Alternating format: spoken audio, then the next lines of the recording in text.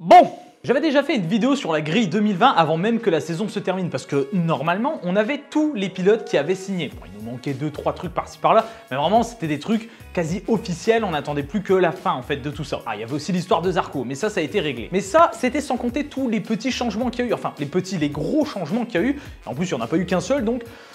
Bon, je vais pas faire une vidéo toutes les semaines là-dessus. Hein. Et le pire, c'est que je peux même pas vous proposer une vidéo complète de la grille de 2020 puisqu'il y a encore eu un souci. En fait, au moment où j'ai réécrit cette vidéo, tout était ok jusqu'à ce que Andrea Iannone se fasse contrôler positif à un test antidopage. Non, c'est chiant. Là, c'est chiant. Fais un effort, Andrea, fais un effort, c'est chiant. Bon, après, si le sujet du dopage en MotoGP vous intéresse, je pourrais vous en faire une vidéo. Dites-le moi en commentaire. Bonjour à tous et à toutes, c'est Kenpi. J'espère que vous allez bien et bienvenue dans une deuxième vidéo de la grille 2020 MotoGP. Puisque depuis la dernière, il y a eu tellement de changements, je me suis dit, en fait, ma vidéo, elle est totalement obsolète. Hein, alors qu'elle n'est pas censée l'être, parce qu'il y a des contrats quand même, les gars. Enfin bon. C'est pas grave, on repart pour un tour, vidéo sur la nouvelle grille MotoGP 2020. Commençons d'abord par le team Ducati Avintia. Du changement et pas des moindres, puisqu'on avait tout d'abord annoncé Tito Rabat aux côtés de Karel Abram, mais ce dernier sera finalement remplacé par un autre pilote, un Français du nom de Johann Zarco. Bon, très honnêtement, on commençait à plus trop y croire hein, de Johann Zarco en MotoGP en 2020, mais c'est finalement chez Ducati que le Français trouvera le réconfort. Quant à son coéquipier, c'est l'Espagnol Tito Rabat qui prolongera une année de plus dans le team Ducati Avintia. Côté KTM Tech 3, on a du changement et là aussi encore une fois pas des moindres. Initialement c'était un duo Miguel Oliveira-Brad Binder qui était annoncé suite au départ d'Affiche Sherrin en Moto 2. Mais, oui parce qu'il y a toujours un mais, hein. Mais il restait encore une place dans le team KTM officiel suite au départ de Johann Zarco. Qui pour prendre cette place du coup? Autant envoyer Oliveira, donc du coup ça le fait partir de chez Tech 3 et aller chez Red Bull officiel. Eh ben non, on a finalement préféré prendre Brad Binder. Du coup finalement le futur coéquipier d'Oliveira, celui qui remplacera Binder chez Tech 3, ce n'est autre que Iker Lecuona, le très jeune nouveau pilote en MotoGP. Alors bonne ou mauvaise recrue, en attendant Iker Lecuona il avait fait un week-end pas trop mal à Valence puisqu'il remplaçait Miguel Oliveira sur la même moto. Chez Aprilia... Chez Aprilia, dans l'ancienne vidéo, j'avais annoncé que c'était pas la fête. Bah, il y a eu du changement. C'est encore moins la fête. Hein. C'est vraiment là où on commence à toucher le fond chez Aprilia. Mais vous inquiétez pas, on va redresser la barre. Bon, même si l'équipe a annoncé que pour 2020, ils voulaient refaire une moto à zéro, reconstruire un nouveau prototype et repartir sur des bases solides, il y a quand même un petit hic du côté des pilotes. Alors, on a toujours Alex Espargaro, et heureusement qu'il est là parce qu'il développe tellement bien cette moto et c'est le seul aussi à faire un peu de résultats. Par contre, son coéquipier, on avait annoncé Andrea Iannone et finalement...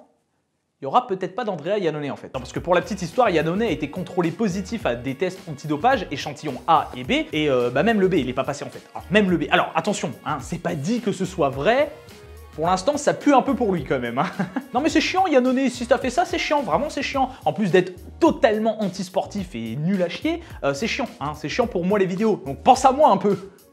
Bon, je vais pas m'étaler sur le sujet, mais il n'est pas impossible qu'Andrea Iannone ne soit pas du tout là pour la saison prochaine.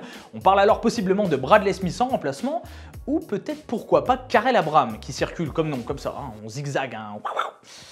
J'y crois moyen, mais pourquoi pas. Direction Ducati Pramac maintenant. Cette année, on a vu l'arrivée de Francesco Bagnaia aux côtés de Jack Miller chez Ducati Pramac, et ben on retrouve encore une fois le même duo pour l'année 2020. Bon bah tout va bien alors, hein, les discussions ont été un peu rudes, mais tout va bien. Alors quand je dis rude, hein, c'est parce que comme beaucoup de pilotes, Francesco Bagnaia voulait aussi une meilleure moto. Il voulait pas encore avoir une moto datée d'il y a un an, il voulait cette Ducati GP20, comme Jack Miller aura. Alors sans rentrer dans les détails qu'il voulait une nouvelle moto, on avait entendu quelques rumeurs comme quoi, s'il forçait trop, on allait prendre quelqu'un d'autre à sa place, par exemple un Jorge Lorenzo.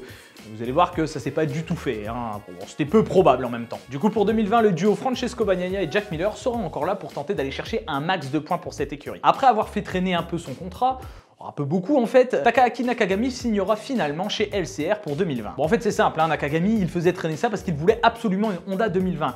Il a fini par signer son contrat. Mais il n'a pas eu sa Honda 2020, on lui a dit non. Enfin, en tout cas, d'après le contrat, il a une Honda datée d'il y a un an, donc il aura une 2019. Et comme coéquipier, il aura Cal Crutchlow qui lui aura bel et bien cette Honda 2020. En même temps, quand on voit comment Crutchlow et Lorenzo ont galéré avec cette 2019, bon, puis après on voit aussi comment Marquez a dominé avec la 2019. Bon, c'est à double tranchant, en tout cas Nakagami a finalement signé son contrat pour 2020 et il sera une nouvelle fois aux côtés de Cal Crutchlow dans l'équipe LCR de Lucio Cecchinello. Allez, dernier team indépendant, Yamaha Petronas. Heureusement pour nous, notre Fabio Quartararo sera toujours présent chez Yamaha Petronas en 2020 et avec, on l'espère, une meilleure moto. Non, parce que 2019, c'était pas évident, hein. Non mais si, vous savez, à cause enfin, le truc qu'il avait en moins, là... Si, vous savez, enfin, on peut pas trop prononcer le mot, c'est un peu chaud... Les 500 tours minutes, ouais, les 500 tours minutes, voilà, mais chut. Ça va gueuler sinon. Bah même sans ça, notre Fabio il a fait de belles choses et pour l'année 2020, il sera toujours coéquipier à Franco Morbidelli qui lui aussi avait fait franchement une très belle saison. Alors les deux pilotes seront survitaminés et ils auront tous les deux une Yamaha 2020 équivalente à celle de Vignales et Rossi. Donc franchement, normalement, notre Fabio, c'est peut-être la première victoire. Allez, fini pour les teams indépendants, on passe maintenant au team officiel et on ouvre la marche avec le team Red Bull KTM officiel. Et on a enfin eu le fin mot de l'histoire avec KTM. Franchement, ça a traîné aussi ça. Ah bah oui, la question existentielle, qui sera aux côtés de Pol Espargaro pour 2020 ? Johan Zarco? Non, il a rompu son contrat, donc pas possible. Miguel Oliveira, ça me paraît pas mal. Non plus, non. Bah alors là, j'ai pas d'explication, mais non, pas Miguel, non, pas lui. Bon bah, Brad Binder alors, il a un contrat KTM, Red Bull, il est pas mauvais. Bon bah ok, va pour Binder, bah allez, enchanté. Hein.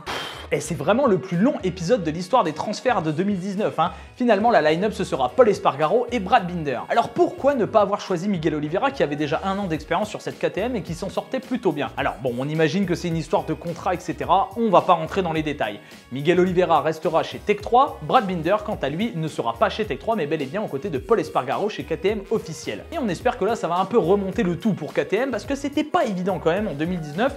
Surtout avec la demi-saison de Zarco et les résultats plus ou moins bons, plus ou moins décevants de Pol Espargaro. Chez Suzuki, bah, aucun changement, voilà, aucun transfert, aucun pilote, aucune moto, rideau fermé, hein, on plie les Gaules, on se barre. Hein. Chez Suzuki, on arrête le MotoGP. Non, vous inquiétez pas, Suzuki continue bel et bien en 2020 avec Joan Mir et Alex Rins. D'autant plus que les pilotes ont fait une très belle saison en 2019 et aussi que Suzuki semble être l'une des rares marques capables de lutter face à Marquez et ça, on verra l'année prochaine. Bon, et le doyen de l'humanité, là, celui qui est sur les photos de classe de Jésus, là, il en est où, là? Mais si, je parle de notre Rossi, enfin! Petite blague sur Rossi, en attendant, du haut de ses 40 ans, il est toujours là, et il sera encore là pour 2020, aux côtés de Maverick Viñales dans le team Yamaha Monster Energy. Non, franchement, à chaque fois que je fais une vidéo où je parle de Rossi, et je me dis, il a 40 ans, et il est encore là, je trouve ça absolument incroyable. Vous savez, mon amour pour Rossi, et honnêtement, j'ai hâte de le voir continuer pour 2020, et on espère que ça se passera un peu mieux que 2019. C'était pas évident en 2019, mais on compte sur lui pour redresser la barre en 2020. Et Maverick Viñales, dans tout ça, il est plus motivé que jamais aussi pour inscrire des résultats. Yamaha, on a vraiment besoin et on compte pas mal sur l'Espagnol. Avant-dernier team à présenter, celui de Ducati officiel. Et là, toujours pas de changement. On continue sur une moto 100% italienne, une équipe technique 100% italienne, mais aussi 2 pilotes 100% italiens. Andrea Dovizioso d'un côté et Danilo Petrucci de l'autre seront présents en 2020 pour tenter d'aller battre enfin Marc Marquez sur ce titre de champion du monde. Alors c'est pas évident pour Ducati, surtout la saison 2019. Ok, ils ont encore fini deuxième, mais là les résultats étaient un petit peu en dents de scie et certains pilotes ont fait mieux qu'eux, pas tout au long de la saison, mais souvent. On était un petit peu déçus des résultats en 2019, mais bon, on sait le potentiel qu'a Andrea Dovizioso et on sait aussi que Danilo Petrucci est capable d'aller gagner des courses, donc toujours à surveiller ces deux-là pour 2020. Et on passe au dernier team, et vous savez qui y a dans le dernier team, lui ça ne change pas, il est là depuis 2013, Marc Marquez, hein, il est toujours là, il changera pas, il a envoyé quand même 3 pilotes à la retraite. Hein. Bah oui, finalement. Non, parce qu'il a remplacé Casey Stoner en 2013, qui est parti à la retraite. Son coéquipier Dani Pedrosa est parti à la retraite. Et puis là, il avait Jorge Lorenzo jusqu'à présent en coéquipier pour 2019. Qui continuera pas en 2020. Il est aussi parti à la retraite. En fait, finalement, faut pas être le coéquipier de Marquez, hein, tu pars à la retraite. D'ailleurs, en parlant de coéquipier pour Marquez, qui sera le remplaçant de Lorenzo l'année prochaine? Eh ben, ce n'est autre que son frère, Alex Marquez. On a un duo fraternel pour 2020 en MotoGP chez Honda Repsol, et là, croyez-moi, ça va faire parler. Bon, pas sûr qu'Alex Marquez aille en retraite très rapidement aux côtés de son frère, mais en tout cas, on sait une chose, le duo, l'année prochaine, va faire très mal. On ne sait pas s'il va fonctionner, mais on sait une chose, il va faire parler, et il va faire un peu bouger les choses. Bon, en espérant qu'il n'y ait pas une surdomination des frères Marquez, parce que sinon, on risque de grandement se faire chier. Hein. Bon, bonne ou mauvaise nouvelle, on a les deux frères Marquez chez Honda Repsol pour l'année prochaine. On n'a qu'une hâte, c'est de voir ce que ça va donner. Voilà, la vidéo est terminée, j'espère qu'elle vous a plu. C'est dommage de devoir refaire une vidéo sur la grille 2020, mais il fallait aussi, hein, l'ancienne vidéo était obsolète, et je recevais tous les jours des messages en mode « Ah, tu t'es trompé, Lorenzo, il est en retraite, oui, ça va, calmez-vous. Hein. » Non, mais je vous sens paniquer avec Lorenzo dans les commentaires, calmez-vous. On sait Lorenzo en retraite, c'est dommage. Voilà la vidéo finale. Enfin, finale, on attend encore les nouvelles d'Andrea Iannone et d'Aprilia. Hein. Enfin voilà, la vidéo est terminée, j'espère qu'elle vous a plu. Si c'est le cas, pensez à la liker, la commenter, la partager. N'oubliez pas de vous abonner, de cliquer sur la petite cloche si ce n'est pas déjà fait. En attendant, merci de me suivre. Je vous donne rendez-vous mardi prochain pour une nouvelle vidéo, peut-être sur le dopage en MotoGP si le sujet vous intéresse, dites-moi en commentaire. D'ici là, portez-vous bien et V à tous.